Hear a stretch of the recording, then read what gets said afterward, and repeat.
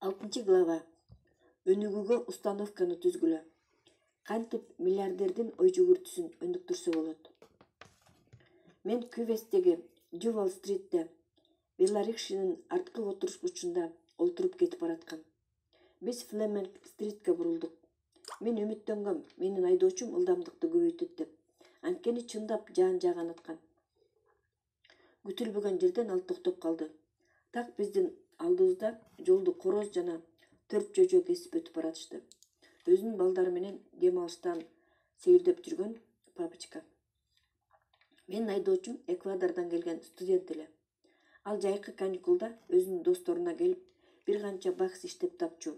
Мага окшогон жалкоо туристтерди шаарда ары бери ташып. Дөшөр башталып калганда мен өзүмдүн мейманканама жакын калгам.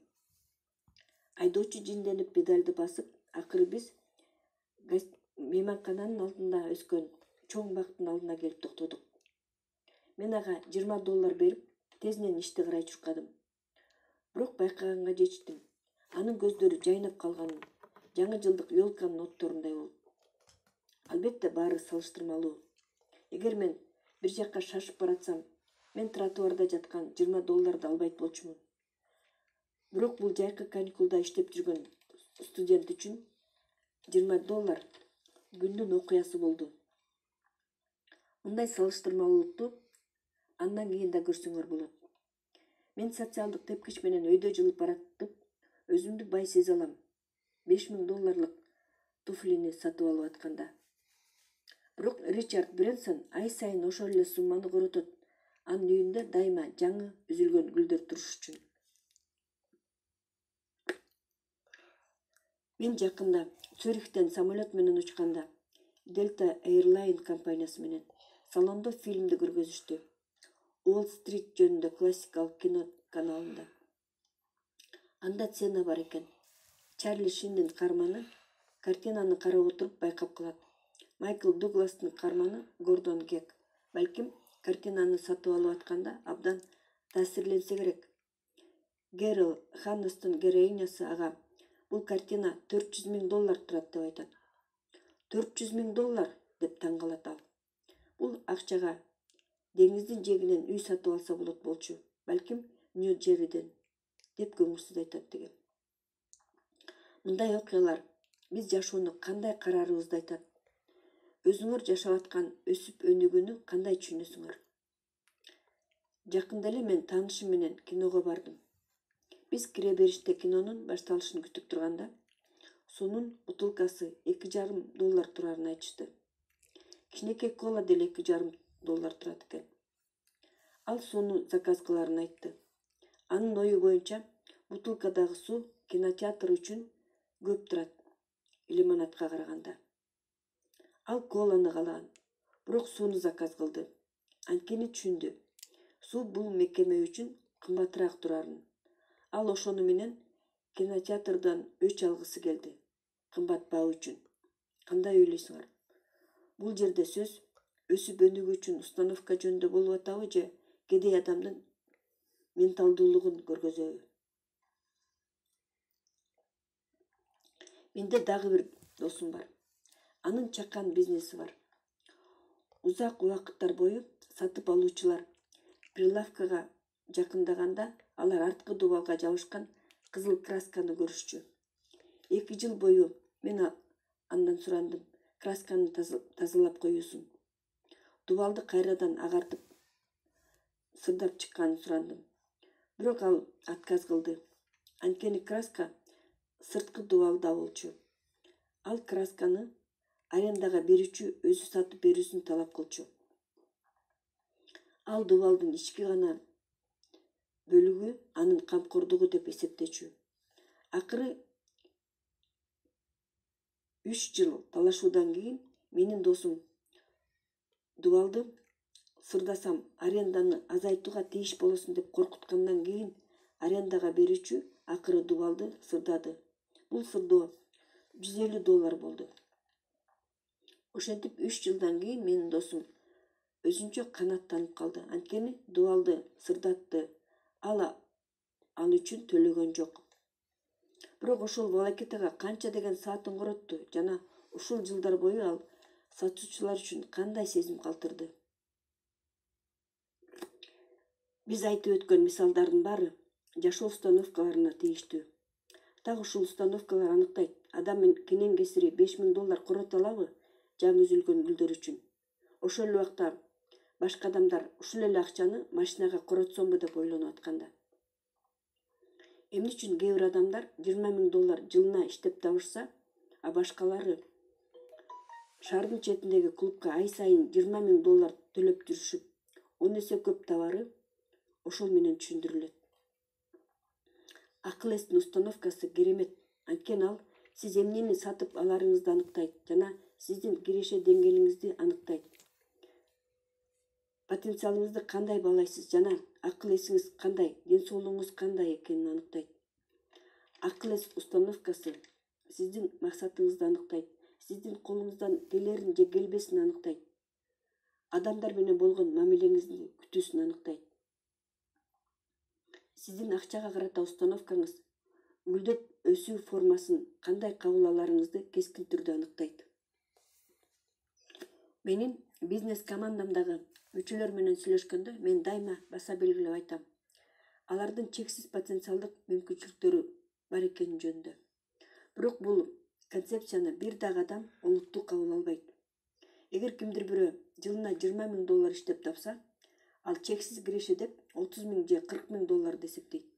Эгер ал $65,000 алып көнүп калган болсо, ал чексиз киреше деп $100,000 айтат.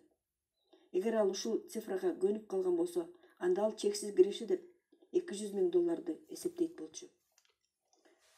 Алар үчүн финансылык суроодо чексиздик мүмкүнчүлүгү түзмө-түз алар перспективасын кандай көргөнүнө байланыштуу болот. Ден соолук, мамиле, ийгилик жана бакыт жаатындагы перспектива.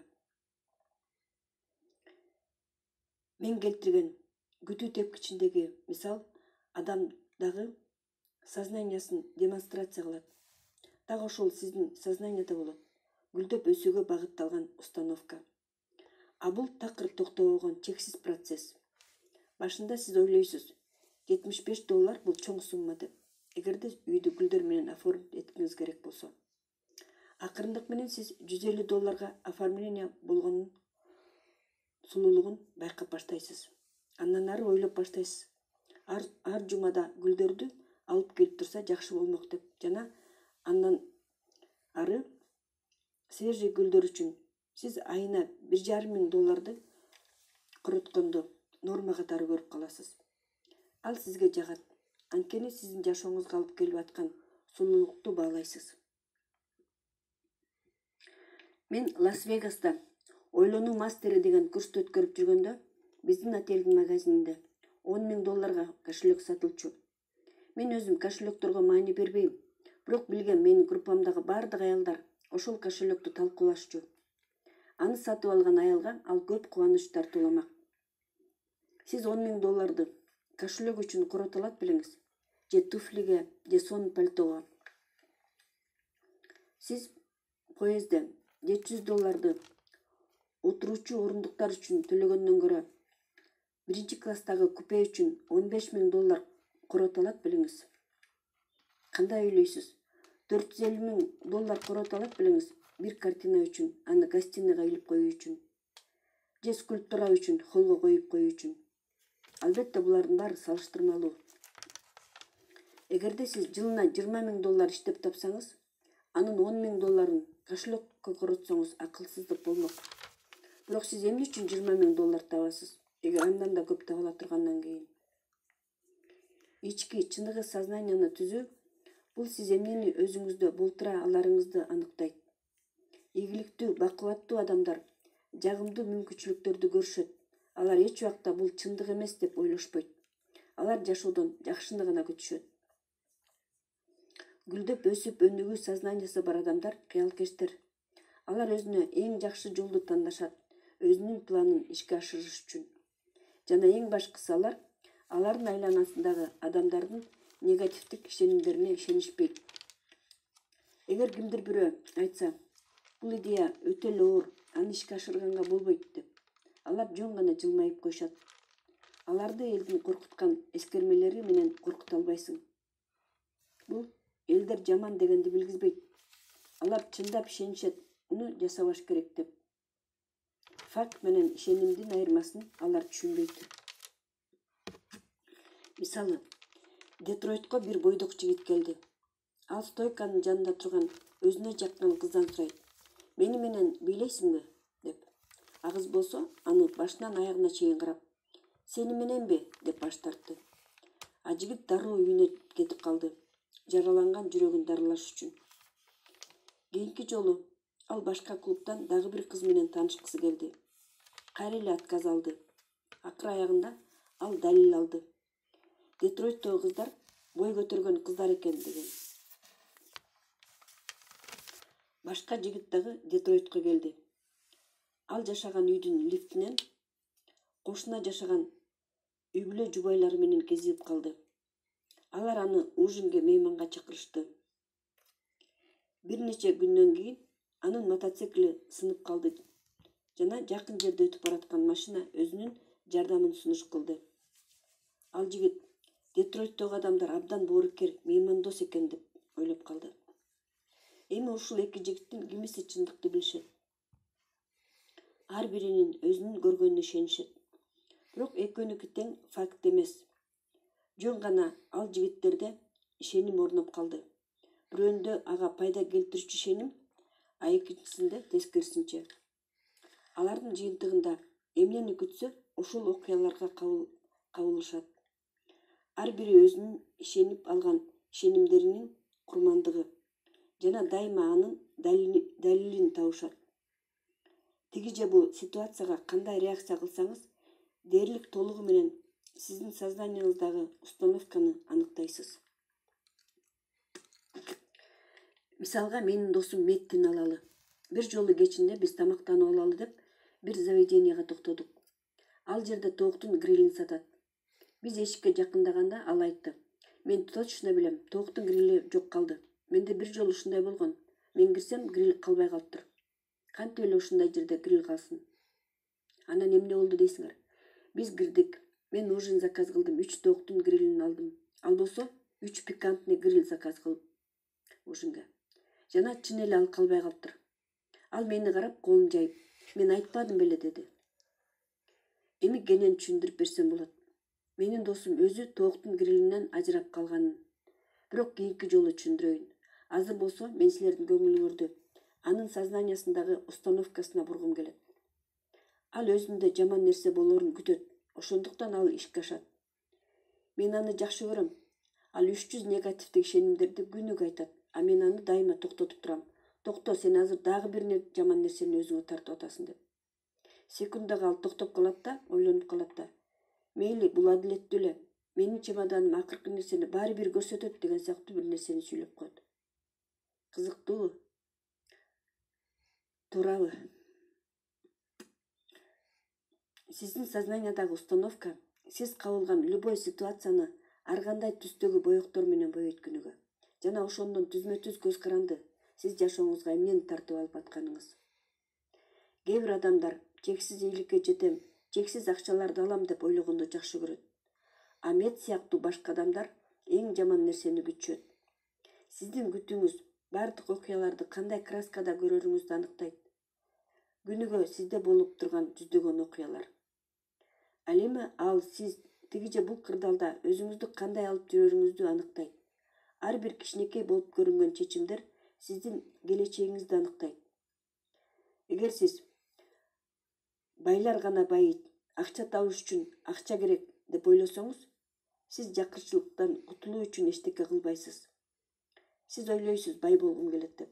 Бирок подсознание деңгээлиңизде сиз ойлойсуз бардык аракеттер жөн эле убаракерчилик деп. Эгер сиз жакшылыктар башка адамдарда эле болот деп ойлосоңуз, анда ал жакшылык сизде болоорун күтпөй эле коюңуз. А эгер сизде жакшылык болсо дагы аны сиз байкабайсыз. Анткени сиз күтпөйсүз. Сиз ишенбейсиз адамдар сизге жакшылык кылгысы келип атканын. Бул жөн гана болушу мүмкүн. Мисалы, сиз бирөөнүн жардамынан баш тартасыз кандайдыр бир иште, же кандайдыр бир олуттуу нерседен баш тартасыз. Балким сизди чындап сүйүп калган адамдын сүйүүсүнөн баш тартасыз. Сиз эң сонун мүмкүнчүлүктү колдон чыгарасыз инвестицияда. Сизди байкала турган ишти ачпайсыз. Ден соолугуңуз үчүн кам көрбөйсүз. Же сиздин идеалдуу жубайыңыздан баш тартасыз. Жана ушулардын баары чогуу. Булардын карама каршы варианты белгилүү. Эгер сиз байлыкка, бакытка татыктуумун деп эсептесеңиз, сиз жашоодон жакшыны гана күтөсүз. Ал сиздин жашооңузда болуп баштаганда сиз аны ыраазычылык менен кабыл аласыз. Сизде көрөйүн деген шанс пайда болгондо, кандайдыр бир чечкиндүү, кенен масштабтуу иш кылыш керек болсо, сиз аны жасайсыз. Бакыбаттуулукту пайда кылуучу 7 негизги установка бар. Келгиле ошолор менен таанышалы. Биринчи этап. Курмандыктын менталдыгын, калп эле укуктуу болгонун моюнга алгыла жана андан кутулгула. Бул жөнүндө 4-главада көп жолу айтканбыз. Бул темага мына дагы бир канча ойлор. Силер дайыма курмандыктын терисинин ичине кирип алгыңар келе берет. Анткени бул көпчүлүк элдин түшүнүүсүн жана колдоп турганын жаратат. Алар силер кантип курмандык болуп калганыңар жөнүндө боор орткан историяларды айтып беришет. Өзүнүн кайгылуу тагдырын силер менен бөлүшүү үчүн. Алар силерди негативдик байланышка киргизет жана өзүңдүн утулуп калууңа дайыма актанууларды табышат, ийгиликке умтулганын ордуна. Андан сырткары, калп эле укуктуулукка кубангандан сактангыла. Учебный субсидия, өкмөттүн гранттарынан жана бай тууганыңыз сизге мураска байлык калтырды деген жаңылыктан жана башка ушундай сыяктуу компенсациялардан. Силер жөндөн жөн бекер эле бир нерсеге жетсе болорун билгенде, силер өзүңөрдү ошого укуктуумун деп үмүттөнүп баштайсыңар. А бул ишеним менен гүлдөп өсүүнүн эч кандай жалпылыгы жок. Гүлдөп өсүп өнүгүү бул баалуулуктар менен алмашуу,